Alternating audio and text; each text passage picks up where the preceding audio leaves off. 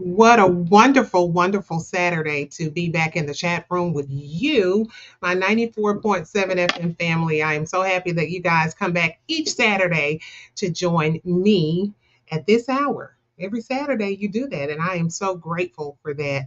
And it's so grateful to be back in the chat room. As I say every week, I hope that you guys are taking really good care of yourselves holistically. I hope you're taking care of every part of you because we want you to be okay. Welcome to a special edition of Doctor to Doctor in the chat room. Today we're going to be talking about domestic violence. We're going to delve into a critical issue that affects our country and countless lives across our communities. Domestic violence, often hidden behind closed doors, is a pressing concern that demands our attention. Did you know that approximately 1 in 4 women and 1 in 9 men experience severe intimate partner physical violence, intimate partner contact sexual violence, or intimate partner stalking with impacts such as injury? This is a problem that and an issue that we've talked about several other times on this show, and it's something that I really want to keep in the forefront. People that are victims of domestic violence experience post-traumatic stress disorder and other issues that they have as a result of being a victim of domestic violence. Throughout the show, we want to shed light on the impacts of this issue. And we have just the person to do that. We have Dr. Robert Boyd Cannon Jr. Dr. Cannon's career path and professional interests detail a small portion of his passion for criminal justice and education. He recently completed his doctoral studies in criminology to further his master's in criminal justice. Although criminology is his first passion, Dr. Cannon dedicated a portion of his life to education through a bachelor's in secondary education with an emphasis on social studies. He's devoted nearly 7 years as an educator and 10 years in the correctional justice system. After achieving his educational goals, he envisioned continuing to contribute a portion of his time and knowledge to the population of children and adults experiencing sudden changes in the criminal justice and educational systems. Dr. Cannon enjoys improving the quality of life for others and hopes to leave behind his contributions as an educator and criminologist. And we are honored to have him in the chat room on Doctor to Doctor with us today to talk about this topic, domestic violence. Welcome to the show, Dr. Cannon. I thank you so much for being here with me today to share with our audience today. Thank you, Dr. Shaw. It's a pleasure. The subject of domestic violence is near to, and dear to my heart. And Yeah, I'm just glad that you created a space for us to talk about domestic violence today. absolutely. So let's start with what it is because one of the things that I know about domestic violence is it doesn't necessarily look like what we think it looks like all the time. It comes in many forms. So let's break it down. What is domestic violence? Well, it's automatic. In some circles, it's assumed that domestic violence is a sexual act of force. But Hmm. as it relates to domestic violence is about power. And what an individual is doing to instill or create a power struggle in your life to make you feel as though that they are on the hierarchy of needs as well as wants, such Hmm. as kicking, punching, controlling credit, finances, controlling vehicles, any type of control mechanism, and sometimes children is a form of control. So domestic violence, it ranges as a lot of situations, but it stems from a situation of power and control. So it could even be financial, right? Yes, yes. Hmm. As it Um, relates, sure. I'm sorry. As it relates to Go- financial, a lot of people, abusers use finances to control their victims, uh, And what they do by doing that, they create a space where the person needs them for everything. The Mm-hmm. abuser takes upon a role that that person is displaying narcissistic tendencies, and this is how they meet their needs of gratification. Mm-hmm.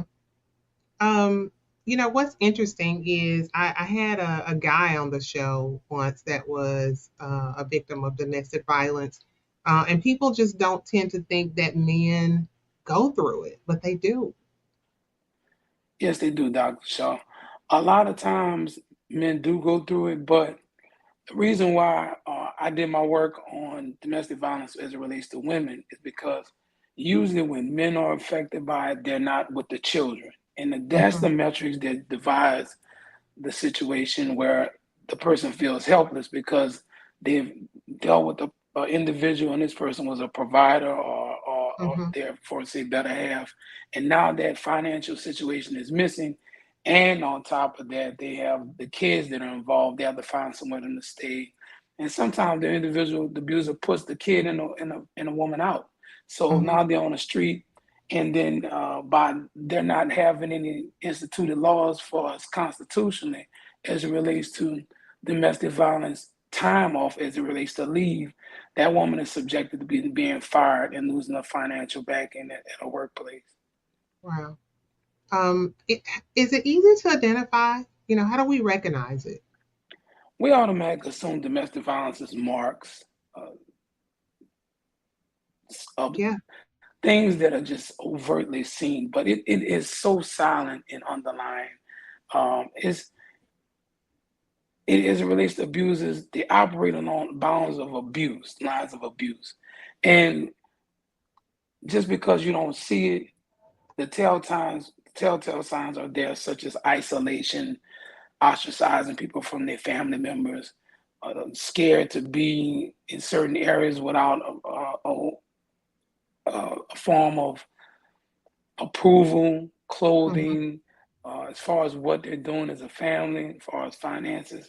So a lot of times people hide their situation of domestic violence. It's not so much, it is so much that you can't see it, but it's the silent aspect of it that creates such of a traumatic experience.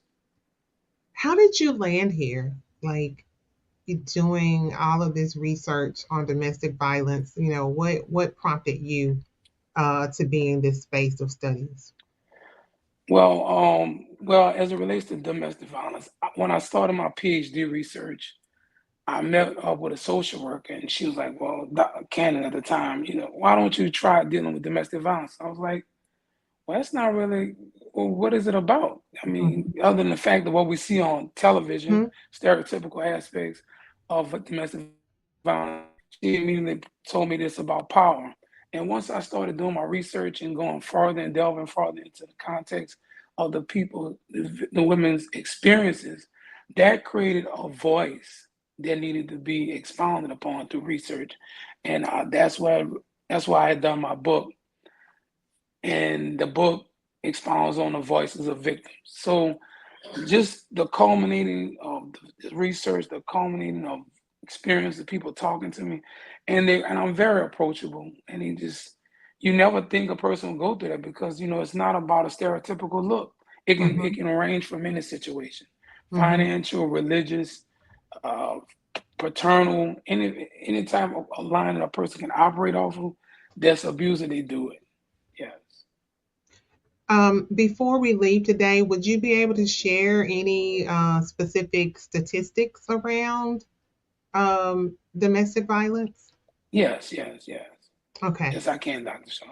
Um, let's talk about you mentioned some of the different types of domestic violence, but let's dig a little deeper into that. The things that you see, and I would imagine, although we consider ourselves as coming out of COVID, I just would imagine that things with domestic violence probably peaked during that time because people were isolated even more. I totally agree with you, Dr. Shaw. We're at a difficult time and place. And as Yeah. long as domestic violence is unchecked in this country, it's assault on a person's spirit. Hmm. Uh, Just recently I've seen where the man wanted the woman wanted to leave, and she served the stay away order or the separation order at Mm-hmm. the house while she was in the house with the man. Mm-hmm. And the officer said, I don't usually do this, but she served it at that man. And sometimes when people fall into line, the person say, if you leave me, I'll kill you. If Mm-hmm. you leave me, I'll kill you and I'll kill myself. Mm-hmm. If you leave me, I'll kill you, myself, and the children. Mm-hmm. And at that particular point in time, he actually went through with it. He killed the kids and actually set himself on fire. So these there are so many metrics that are involved as it relates to this Mm-hmm. situation. Mm-hmm. But at the the way that it comes about, it doesn't start like that. Mm-hmm. So that's why I was saying about a domestic violence registry. It gives you an equal playing field if a person has a situation that presents itself as it relates to domestic violence. You can read up on it, just much like not saying it's like the same offense as a sex offender, Mm-hmm. but it gives you privilege looking at the information. Mm-hmm. But as it relates to talking, a talking point, it's so many instances where people are they're dying at their jobs. Mm-hmm. A lot of people are with people who want to control every aspect of their life and they feel like they can't breathe. I've had people Mm-hmm. tell me, I'm going to die. Mm-hmm. I'm not going to make it. And I explain to them, it's not so much the making the process, it's a point of moment to moment. You have to breathe for yourself, breathe for Mm-hmm. your children, breathe for life, and concentrate on a self separative thing as it relates to the situation instead of us, we. You have to start implementing thoughts of yourself, self preservation. Mm-hmm. So why do you think people in these situations, well, we're particularly talking about women today, why do you think they stay? The cycle of abuse is more than physical, it's psychological. Mm-hmm. And once a person has been broken down to the point that they feel as though they have nothing left, they have nowhere to go, they don't want their kids on the street, how are people going to look at me if they see me in this light? Mm-hmm. It's more or less the people operate off the fear of shame.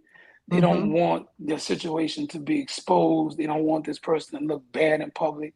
They don't want to look bad in public. So Yeah. they go back to that comfort zone. It might not be comforting to us, but that's the niche that they've accepted as it relates to a level of comfort.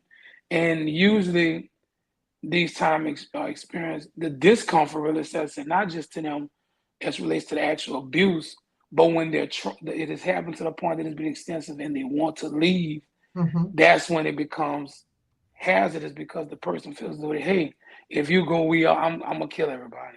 Mm-hmm. Or if as it relates to money, I'm gonna take all the money away. You're gonna be staying at your mom's house. I'm Mm-hmm. gonna take the car.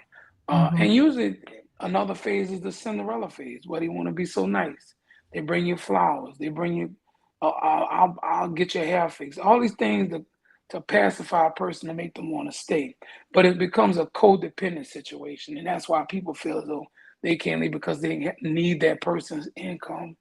They need that person's uh, understanding of what to do next. Like I said, becomes codependent.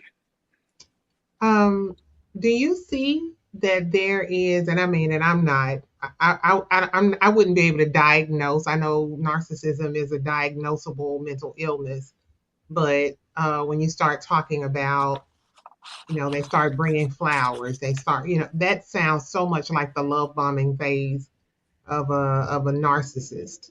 So, do you see there's a connection there with that, with narcissists and perpetrators of the domestic violence?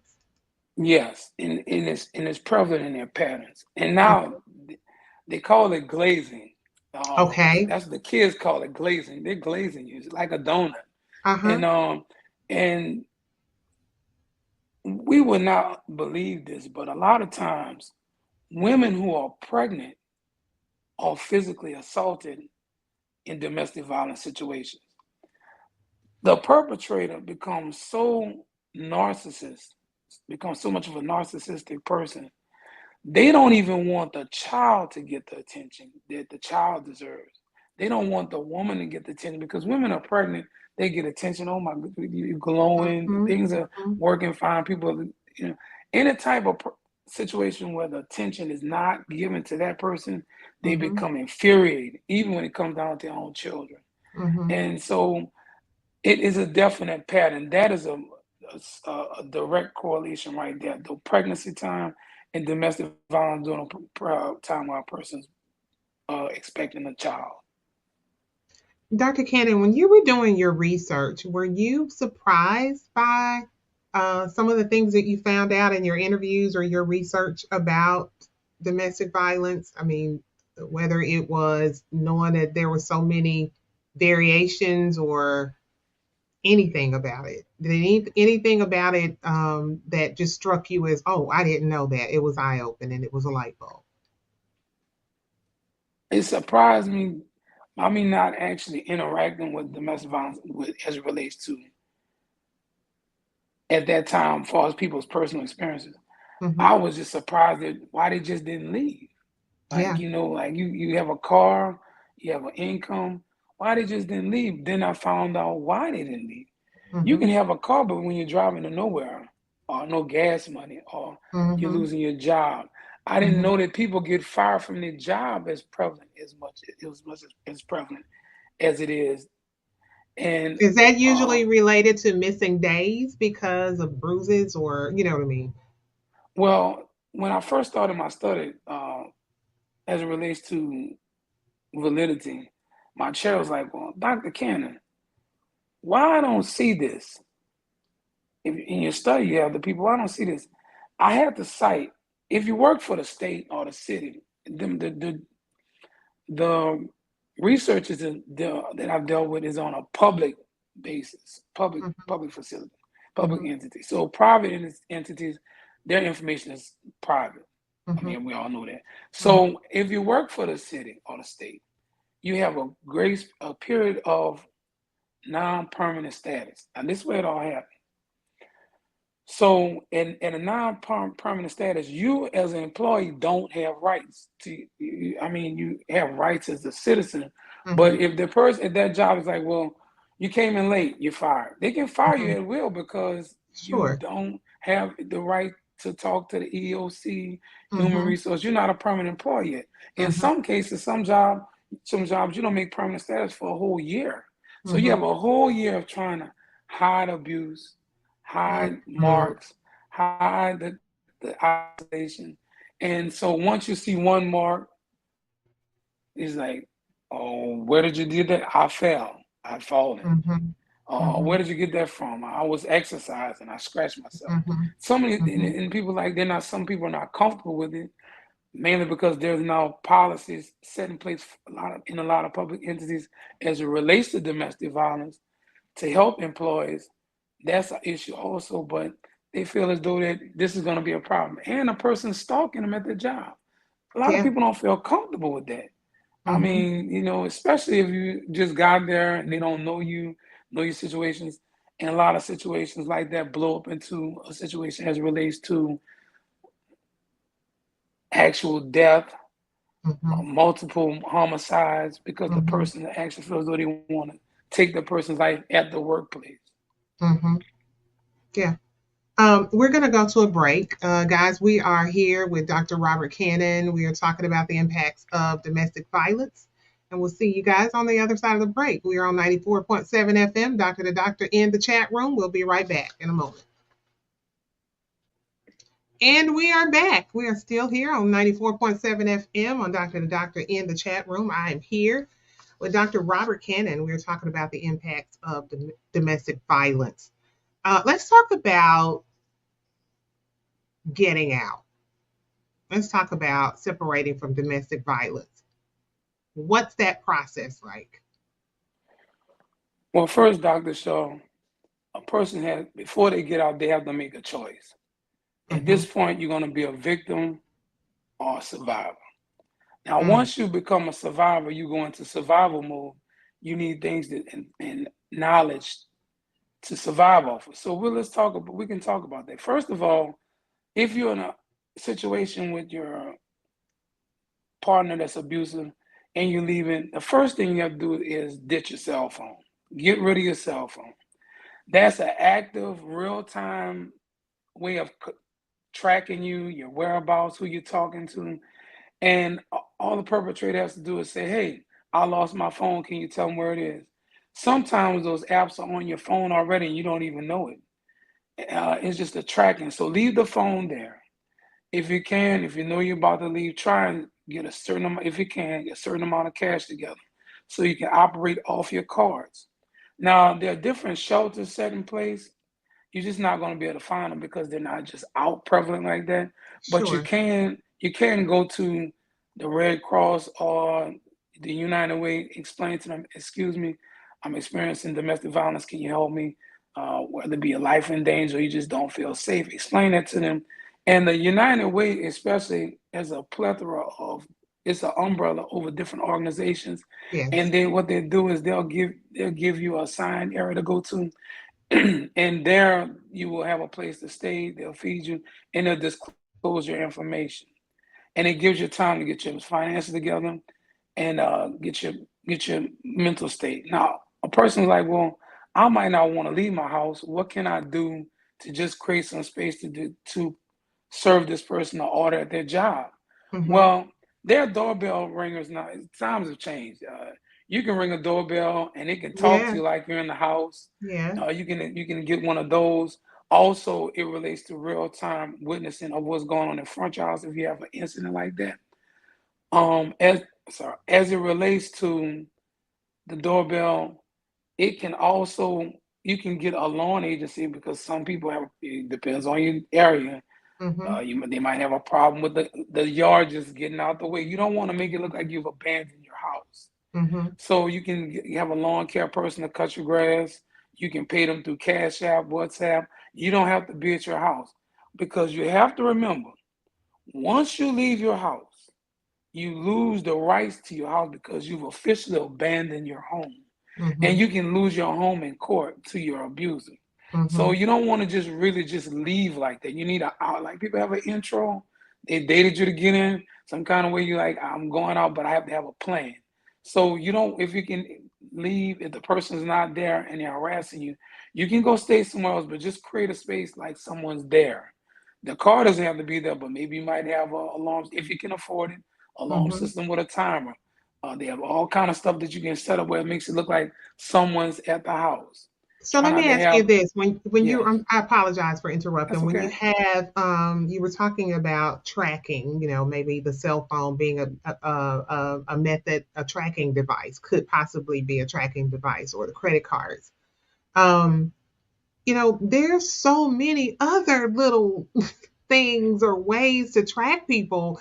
I know women that have said, guys are like putting trackers in their bags, things that are so small you can't see them.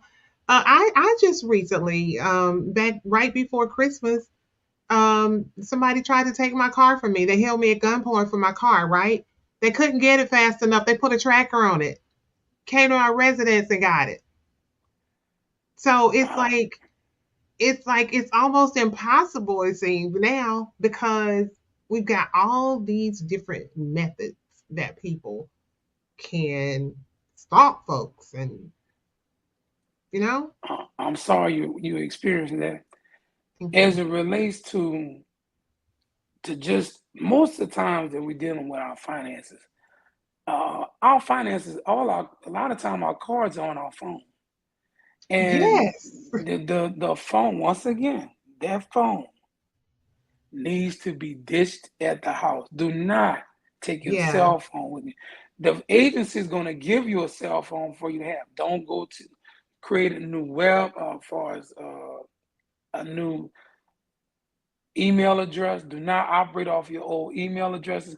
Don't check your social media. You know what I'm Mm. saying? Things that this person can track you on, because of course, we know a lot of times we're using the same information over and over, birthdays, certain social security, all this, and the person already knows this already. They've been with you all this time. They've been Lord already help going through me. your things already, so they already know what you're going to use. So once you ditch your phone, that's the first thing.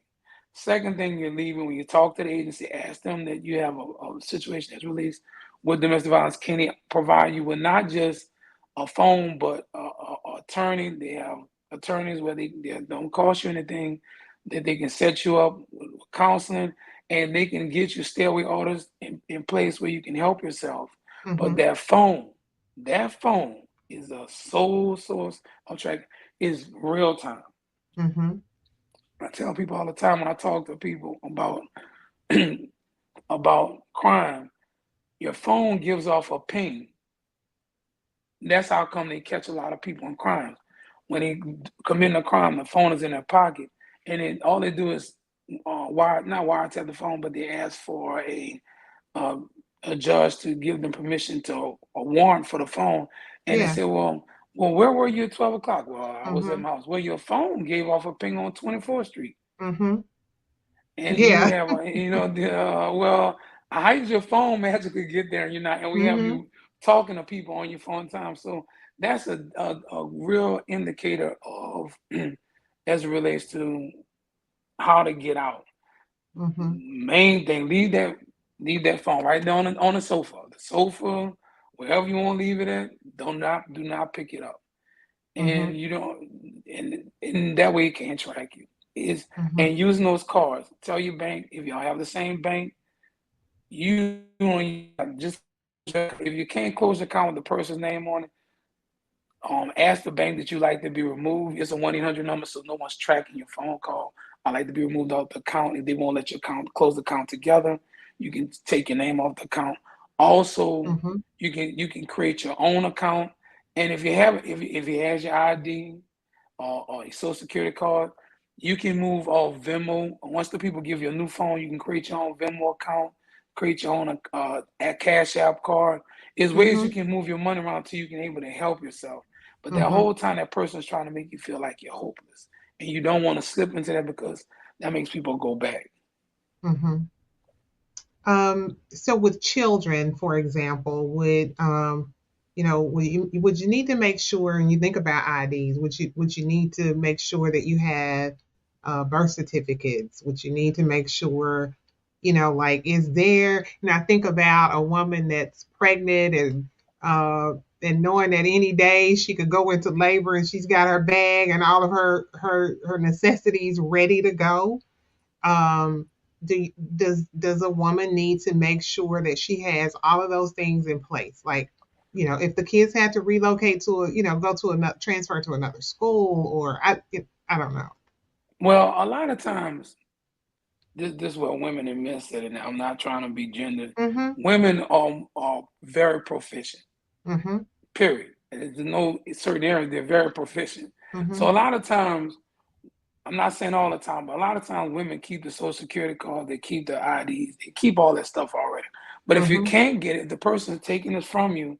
Once you go to that shelter, there are different metrics set in place where they can take you to, they give you gas cards, they give you food, they feed the children. It makes a more comfortable experience. You can stay there until you get on your feet. It creates a haven for you so you can better situate yourself. Mhm. And if it's gotten to the point where it's spilled over to your job, some people domestic violence suspects because they're dating their boss and they Mhm. feel like, well, I have nobody to talk to.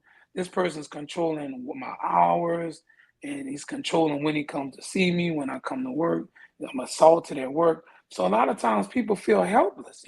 So if you're leaving a job abruptly, you don't have to get to the point where you have to put everything out there if you don't want to. But if you plan to disclose information, you're more than welcome to do it.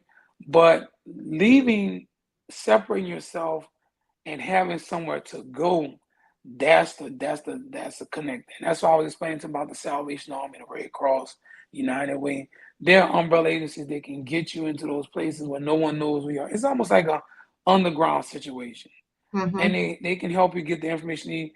And a lot of times now with when we lose our driver's license, the stuff Mhm. is your driver's license is already in the DMV. All you have to do is have some information such as social security card, Mhm. or even though you don't work anymore, you can use the job card that you had to clock in, swipe. There's other ways you can use these things to work for yourself to give um, give you to the point where you feel as though that you are people can know that you are who you say you are.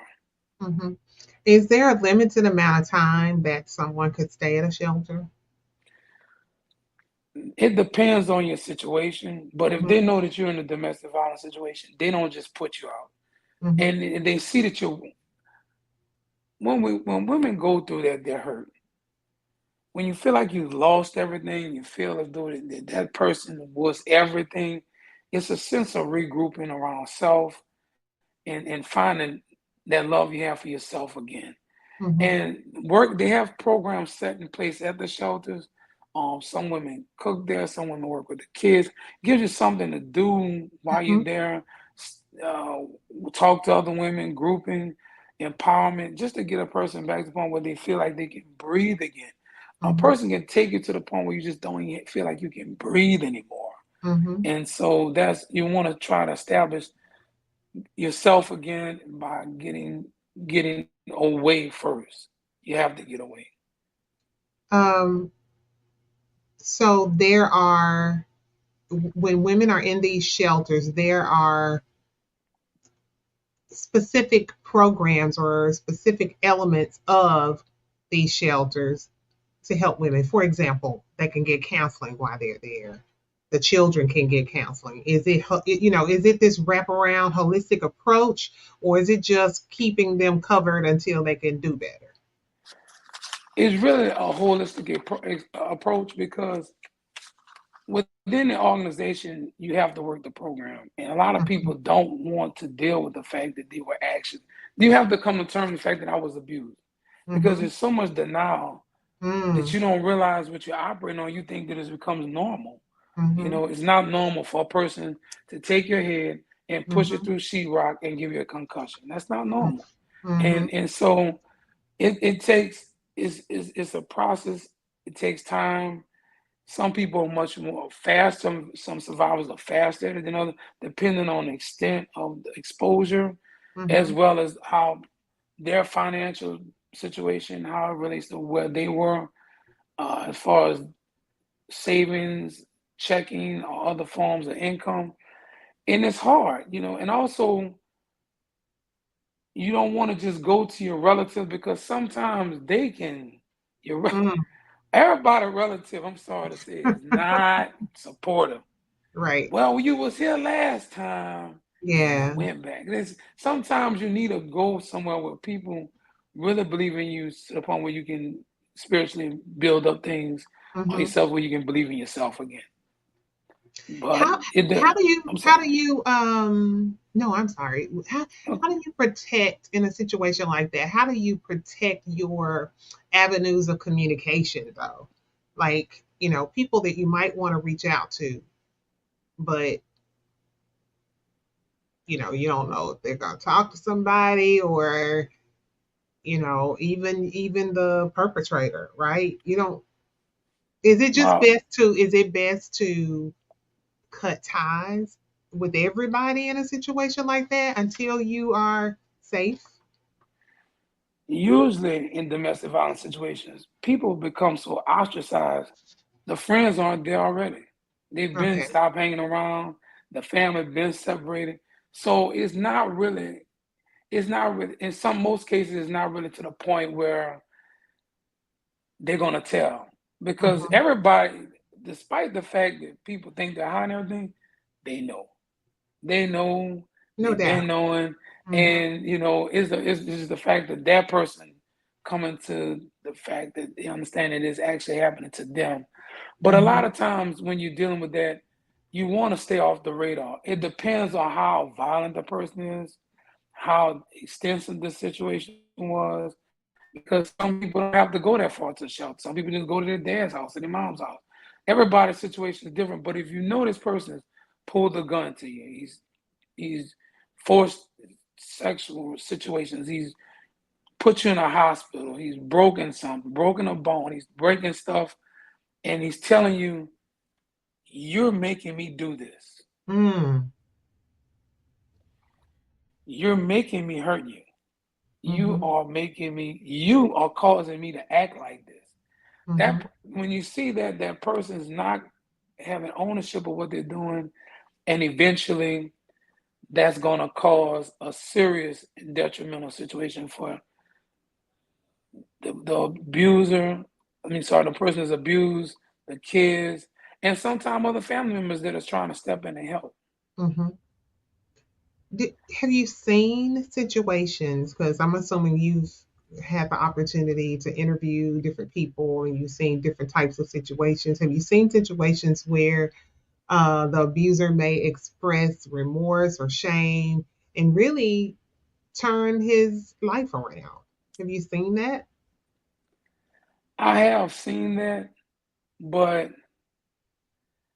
you ever heard of the saying "sleeping with the enemy"? You Yeah, know, yeah. because that's that Cinderella phase, and it's Mhm, very, very dangerous because when that person does lash out, it's gonna be so extreme and so bottled up. I'm gonna get some help. They never go to counseling. We mhm, both have to go. Well, yeah, I'm showing up, but you're not showing up. mhm, They're gonna be indicators that show you that this person is not genuine. mhm, Uh, uh, they go in the room and you're making me get upset, and they throw a plate. Well, he didn't hit me tonight. He threw the plate. No, you're mhm. next. It's Right. just levels to it. And Mhm. so, yes, some people do. You can never say never it happens, but some people do. But Yeah. stop. But it's very seldom, and it can always happen again.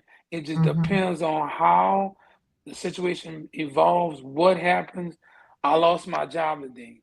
And then sometimes they don't might not take it out on the wife anymore, the spouse or the girlfriend. They might start taking it out on the children.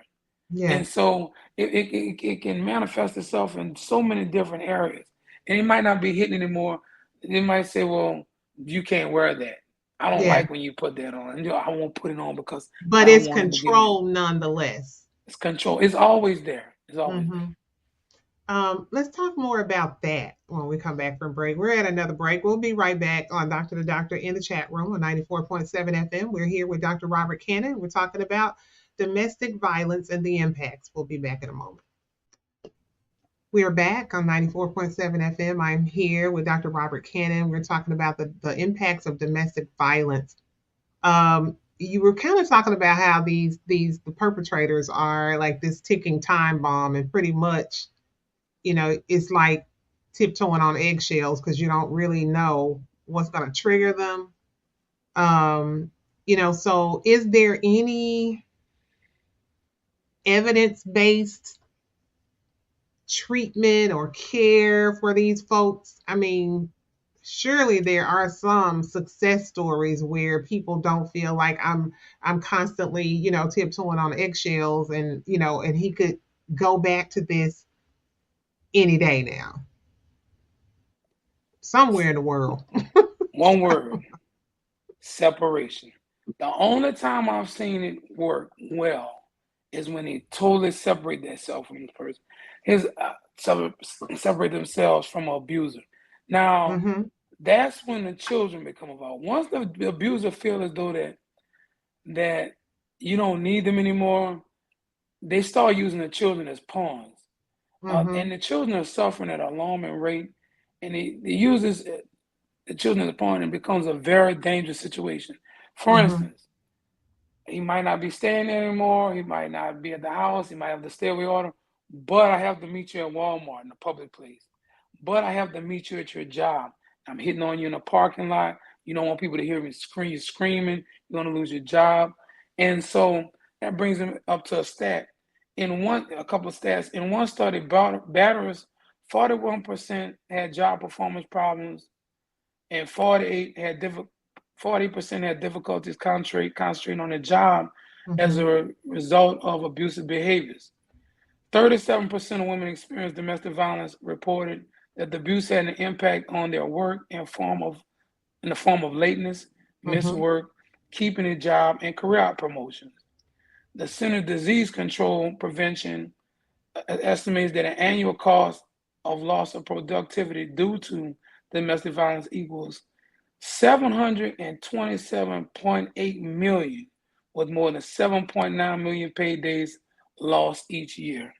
So that's where the connector from domestic violence at the work as well as at home, it reaches, it connects in a parking lot. It Mhm. reaches at the picnic or at the Mhm. people have the kids and he shows up. So as it relates to those situations, giving people an opportunity to leave, separation and staying away Mhm. is the only true source of dealing with domestic violence because they might not need to see the kids for a couple of weeks or two, or they might need to meet you at the police parking lot, Mhm. at the Mhm. sheriff's office parking lot. They can do that. You can have a stipulation in the divorce decree or separation or the stairway order. I would like to meet in not a public place at the police station, Mhm. and they'll grant you that. So that separation and them working abusive lines, that's how people usually come back. If a survivor shuts those areas down, such as opportunities for things to happen, such as meeting at the police station, giving them stairway orders at their house, or where the person's staying at their job, not at their house. Mhm. And that way, by the time the person comes home, the house is locked up. Mhm. You know they're at work, so you can Mhm. get the stairway order at their job. Just creating a space where you don't have to interact with them as less as possible. Don't say, well, I'm going to your uncle's house, which is his brother. I just want y'all to see the kids. No, because when you're getting abused, they're not helping you. They're Mhm. not saying, get off of her. Stop doing it. Abuse is a cycle. Sometimes the abusers have seen this growing up and they feel like they have to take on this alternate ego to abuse a person. Abuse people, hurt people, hurt people. Mhm. So that's what it comes down to, yes. You were giving those stats, and you were talking about the issues with victims and their jobs. It sounds like we need more policies um, in place with in these workplaces where um, to help and aid these victims, right? I mean, Yes. it should be one less thing you have to be concerned with. I mean, if I had cancer, my job would make sure that, with my insurance or whatever, right, that I'm covered. I can go to my doctor visits. I can do FMLA. I can, there's so many different things. And I mean, I know most reputable jobs have like EAP, but that's not enough in this situation. And I so agree with you, Doctor. So they, as it relates to public entities Mm-hmm. like to Mm-hmm. push the situation of domestic violence Mm-hmm. under the rug. Mm-hmm. And Mm-hmm. so they don't have, and right now there is no law, federal law protecting people to leave and go to file stairway orders in court. Mm-hmm. There's no federal law that says that I mentally cannot deal with domestic violence, so I need to still keeps. I need to go get some consultation. I need to go Mm-hmm. to a Mm-hmm. facility. I want to file FMLA. FMLA does not cover that, and so it.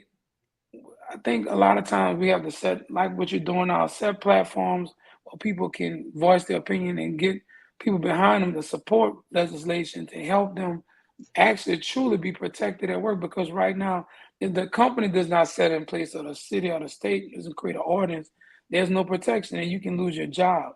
And like I said, that's a vicious cycle that makes people feel like I have to go back home. Homelessness is not the best place to be. It's rough.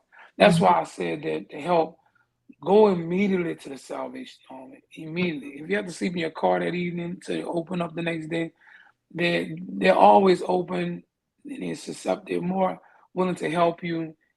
I mean, there's a window opportunity where the doors actually open a lot of places from 8 in the morning to 5 o'clock. They're Mm-hmm. there. They're gonna help you. They're gonna give you, if you don't have your clothes, they can give you vouchers to Walmart, vouchers for supplies to help the Okay. kids. Now, it Mm-hmm. might not be what you used to, but like I said, Sure. as long as you have what you need, Mm-hmm. they're gonna help you get what you want, which is away and surviving and protection. Survival What and if what protection. if I left a domestic violence situation and I didn't have a car? Could I call Salvation Army and say, "Hey, I want to leave, but I don't have transportation. Would somebody pick me up? Would they get me an Uber or cab? What would they do?" And do most cities have a Salvation Army or United Way or whatever? There are a lot of salvation agencies, United Way agencies. We don't really see them unless some traumatic. Most people don't really go Sure. there because unless it's some traumatic experience as far as the weather, and then they Mhm. show up. But they're always there. It's just that they're just there. There's no need for Mhm. you to be there. People don't really pay attention to them unless they're actually volunteering down there or Mhm. volunteering at the agencies. As it relates to leaving, if the person, if it depends on what's happening, and you know that person has to go to work or you want to leave, if you want to leave, call the police and say, I feel like my life is in danger. Can you all come to the house? Mhm. Tell the police I need to leave my house and leave. The police will be there. You don't have to say, I'm calling the police on you. Do not do that. I'm not, because people, what they're doing is they're creating anxiety that's already there, and it's like fueling the fire. Next thing you know, they're taking the phone from you. They Mhm. do that. Next, they're Mhm. taking the car keys from you. Mhm. Sometimes there's a saying: when your hand is in the lion's mouth, you have to work it out slow. It Mhm. didn't, so it's certain metrics that you have to set to make to help think to say, hey, you know what? If I leave, this person's gonna be aggressive. This person's gonna do something to me. He's gonna take the key. Sometimes you might say, well, something that you normally do. I'm taking the kids to the library. Uh, I'm going to make groceries. I'm going something that when you're taking the kids, and if it's to the point where you call the police, call the police. Do not Mhm. tell them you calling the police. Mhm. Call the police. You in the bathroom, I'm in trouble. I need some Mhm. mental house rest because my life is in danger. Make sure if you feel like your life's in danger, please tell him that. Don't downplay because he's smiling. This first thing to say is this is not true. This is Mhm. not true. Mhm. This is not true. This is not going to work. This is not happening. She's making this up. It's going to be Mhm. a huge issue as it relates to what is actually going on, and that is going to only be addressed through actual filing a report. Mhm. Please file a report. When you file a report, it's creating a system or lines of stability, and it's creating a track record A trail. and Mhm. paperwork so the person can know that, hey, this actually has happened several times. And the metrics is set in place where they can address it as if it goes any farther. And Mhm. if you feel like the police officer is not doing enough to get you away from that situation, call a sergeant. Call tell them that you want to speak to their supervisor. Yes. So when you were talking about the protective order, how solid are those? Because I've heard women talk about, had a restraining order and he still, he came and they didn't do anything to him, or if he did go to jail, he got right out. Like, does it just depend, or should these orders be a little more solid than what they appear to be? Well, people, like I said, they operate off the bounds of abuse. Mm-hmm. Once you leave a certain area, that stairway order does not work. It's Mm. when wherever you put that actual order in place, that is actually where it takes place in that city or that state. It takes place in that area. Once you leave that area, it's no longer in existence, and it just is not on the paper. It's written. It doesn't really do. It has no power. So we have to be mindful. Once you leave that area, that state, or that city, or that sitting that you filed from, that it is not working anymore. So you might have to file in another area. Also, stairway orders they work because when you are in that area, you call the police. The police can arrest them immediately. Mm-hmm. Immediately,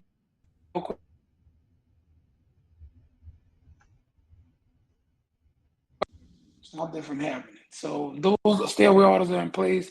They're very helpful. You have to utilize them. You have to get them If there's more than put them in multiple areas, that's fine. But just don't realize it's one fit all situation where it helps everything out. Mm-hmm. Um, Now I'm probably thinking more. I'm probably getting a little out of whatever because I'm thinking about TV. Like, are there really severe enough cases of domestic violence where people just really have to start a new life, new identity? Is that real? It is real, but there are professionals that are set in place that you can talk to. They can give you a understanding of how bad this is. They'll let you know he's gonna kill you. Mm-hmm. They're gonna tell you he's Mm-hmm. gonna hurt you. He's gonna hurt the children. They are professionals. They deal with this active domestic violence all the time. So you're not just talking to a police officer that's on an 8 hour shift that just deal with the the impact of it happening, but they're trying to deal with the effect of it happening, not happening, reoccurring again at the shelter or the other agencies. So they'll let you know that you need to, and if it's that serious, they'll set up. But there are situations that are that bad, Mm-hmm. and you know, it doesn't have to always be like that, but it's just knowing the ins and outs. And 9 times out of 10, if a person has abused someone, they have done it before. Yeah. Don't talk to my ex-wife. She's this, she's that. And the woman's like, he's an abuser. She's Yeah. telling you, he did it to me. He's gonna do Yeah. it to you. He's Mm-hmm. not gonna do it to me. Because he loves me. And then after that, it becomes a vicious cycle. Mm-hmm. So like I said, if there are cases like that, and television does depict situations, but the reality is the news when you see the person actually killing the person at their job, coming to Mm-hmm. the work and killing them. So, you know, it gets like that. It gets Let's like talk. Let's talk about post domestic violence. Let's talk about the after life of it for the people that do leave. that. Well, as it relates to domestic violence, we have to once you've dealt with the created space and depression and trauma, the disorders, the personality disorders, the anxiety, sometimes the substance abuse disorders. Once you got a hold on that, you have to deal with the fact that you need to get somebody to talk to, such as a counselor. Go get some counseling, get some Mm-hmm. consultation. Counseling is very helpful. Some people don't like counseling because they feel like they're not going to help. They're Mm-hmm. this, they're that. No, they're counselors. And if you feel like that counselor is not beneficial to you, you can ask for another counselor. But Yeah, I counseling, think people don't realize that, like, just like in other situations in life, you have to get the right fit. Like, yeah, you got to find the right one. yeah, because Mm-hmm. everybody is not in their choice field. So you'll Mm-hmm. know when somebody, There you go. let's get you that phone right now. Let's do Mm-hmm. you. They'll be very assertive about your situation. So, Mm-hmm. like I said, the getting the help, getting the counseling, going to the actual classes, going to talk to the actual counselors, showing up with the children. The children need counseling too. If they've Mm-hmm. been exposed to it, because you don't know how far that situation has gotten, because Mm-hmm. the kids they've become isolated and they become to the point where they feel like they've been ostracized too because they're highlighted. They kept so much in to the point that they have to, seriously do something. So consultation is very helpful. You have a book that you've written. Can you tell us the name of your book? Just a little blurb about your book and where we can find your book. Well, my book is called "I Own You." It's Mm-hmm. on domestic violence in the workplace. Mm-hmm. It can be found in Amazon, and it this book isn't just about what I've experienced or what a person's seen or what they've experienced. This book is about the voices of the victims and Mm-hmm. their telltale experience about what they've gone through, and them sharing it to the point where those voices can give people suffering in silence a feel as though that that they are actually getting help or to give them the help that they need. Mm-hmm. So the book is very helpful. Um, well, thank you. You guys heard that. It's give us the name of the book again. It's I called Own You, or I I Own Own You. You Yes. It's by in Amazon by Dr. Robert Boyd Cannon Jr. Dr. Robert Boyd Cannon uh, Jr. Jr. Yes. And the name of the book is I Own You. You can find that at Amazon. I am so grateful that you came to hang out with me for this hour, and we would love to have you back anytime. We thank you for all the valuable information that you've shared with us today. And I certainly thank you guys for coming back every Saturday. Same chat channel, same chat time. We'll see you at this same time next Saturday, right here on 94.7 FM on Doctor to Doctor in the chat room. We will see you then.